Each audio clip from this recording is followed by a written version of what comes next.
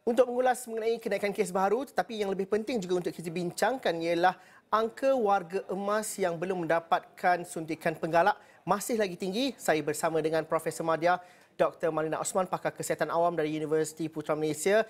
Assalamualaikum, selamat petang Doktor. Terima kasih kerana sudi bersama dengan kami. Angka lebih 13,944 itu sudah dijangkakan. Tetapi adakah kita perlu panik ataupun keadaan Omicron dan juga vaksinasi ini perlu kita ada satu mindset yang betul? Apa yang kita perlu lakukan sekarang, Doktor?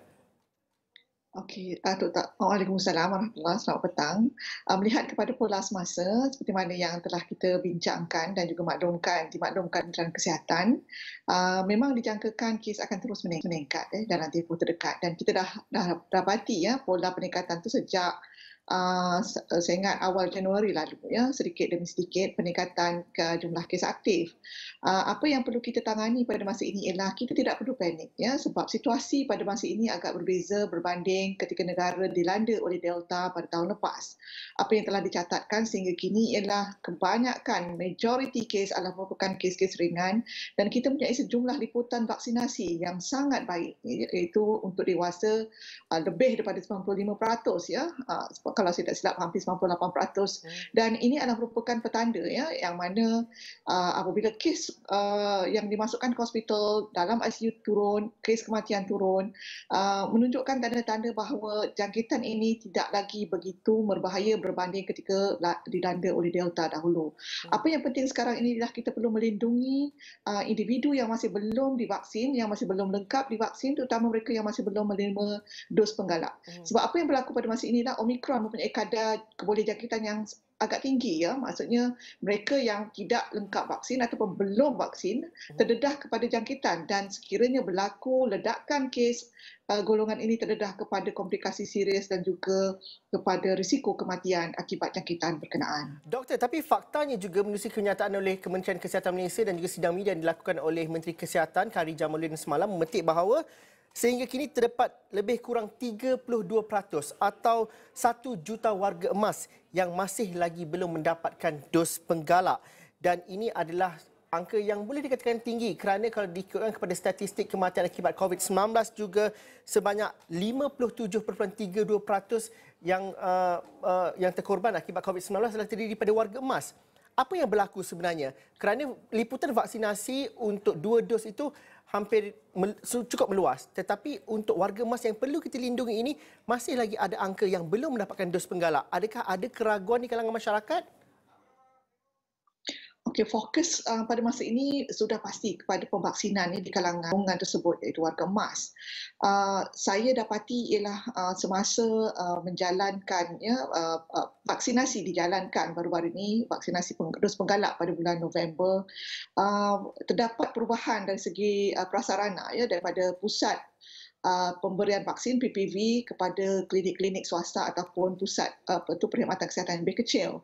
Jadi apa yang berlaku ialah kadang-kadang sebahagian mereka yang menerima dos penggalak ini tidak diberikan maklumat ataupun nasihat selepas vaksinasi dan mereka mungkin mendapat sesuatu kesan samping yang mungkin tidak berkaitan dengan vaksin tetapi telah menyebarkan maklumat tersebut dengan pantas kepada orang lain.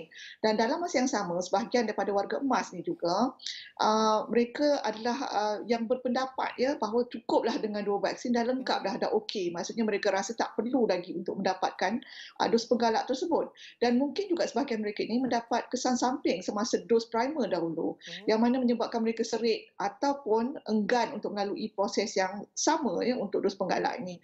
Pada pandangan saya apa yang perlu kita lakukan pada masa ini ialah semua mereka yang rapat yang terlibat dengan penjagaan warga emas ni perlu melipat kali gandakan usahalah untuk memastikan mereka ini dapat dibawa untuk pemvaksinan, diberikan maklumat yang betul dan dalam masa yang sama semua masalah kesihatan perlu diberikan tumpuan juga sebab banyak salah faham pada pandangan saya yang mengaitkan seolah-olah kesan samping akibat dos penggalak bagi mereka yang telah terima disebabkan oleh vaksin sedangkan mungkin kadang-kadang tekanan darah, paras gula dalam darah ataupun masalah jantung dan sebagainya telah tidak diberikan rawatan sewajarnya, tidak ada follow up, tidak makan ubat Ya.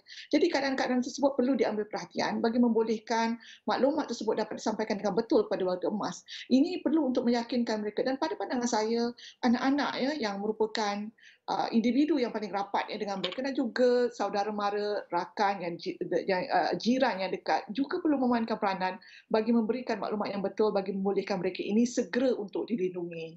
Apabila Prof mengatakan ramai warga emas yang enggan mengambil dos penggalak ini kerana mereka katakan cukuplah 2 dos, tidak mahu 3 atau 4 kerana tak nak demam dan sebagainya. Mungkin ada satu daripada aspek klinikal ataupun aspek perubatan juga yang kita perlu fahami. Yang mana lebih banyak risiko jika ambil dos penggalak ataupun tidak mengambil dos penggalak dengan kehadiran Omicron dan sebagainya. Kerana itu perlu diimbangi untuk mendapatkan logiknya untuk mendapat dos penggalak ini pada pandangan Prof. Okey, kita sedia maklum bahawa memang bagi pemberian vaksin, kesan samping demam, ya, letih, mungkin ada yang sebahagian sakit kepala, sakit badan, ya, itu adalah merupakan fenomena biasa akibat pemberian vaksin dan ini boleh dilaporkan melalui MySejahtera dan sebahagian kita dengan pengambilan paracetamol setiap 6 jam, ia biasanya pulih dan mereka akan menjalani kehidupan seperti sedia kala tanpa sebarang masalah-masalah yang berkaitan. Namun apa yang berlaku kadang-kadang disebabkan mungkin maklumat yang tidak tepat. Mereka membandingkan pula dengan keadaan sebelum dapat vaksin ataupun tidak ada vaksin langsung. Mereka tidak membandingkan dengan kesan jika mendapat jangkitan. Dan kita tahu bahawa kesan akibat jangkitan jauh lebih teruk. Ya. Maksudnya bagi individu yang tidak divaksin, kemungkinan untuk dimasukkan ke hospital, mendapat komplikasi serius, mendapat fenomena long COVID dan juga terdedah kepada risiko kematian. Semalam YBKJ telah memaklumkan ya sejumlah berapa kali ganda risiko dan kalau saya tidak silap lebih daripada 10 kali ganda ya bagi mereka yang belum divaksin ini terdedah kepada untuk mendapat jangkitan dan demikian bagi mereka yang dalam kumpulan berisiko untuk mendapat risiko kematian. Berbanding dengan kesan samping akibat vaksin yang biasanya ditakut-takutkan dengan fenomena radang jantung, myokarditis dan sebagainya, untuk pengetahuan semua fenomena tersebut sangat-sangat jarang berlaku dan berdasarkan pemerhatian klinikal setakat ini, kebanyakan hampir kesemua kes mampu ditangani dengan baik dan diberikan rawatan. Angka-angka juga menunjukkan bahawa kesan samping akibat jangkitan COVID ya, yang menyebabkan radang jantung adalah jauh lebih tinggi berbanding dengan apa yang dicatatkan dengan kesan samping akibat vaksin. Jadi berdasarkan keadaan tersebut, saya berharap ya semua dapat mengambil nasihat ini untuk segera untuk mendapatkan dos penggalak bagi kumpulan warga emas yang berkenaan. Kita harap dengan penerangan oleh Profesor Mada Dr. Malina Osman ini membuka mata mereka yang masih lagi ragu-ragu untuk memvaksinasi warga emas khususnya. Terima kasih Doktor kerana sudi bersama kami dalam Buletin Awani pada jam ini.